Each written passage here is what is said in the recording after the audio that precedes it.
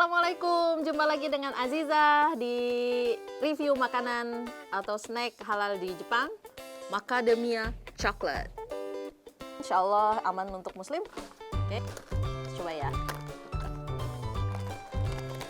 Ya, wachigata. Oke, wah lucu. Begini. Ya be,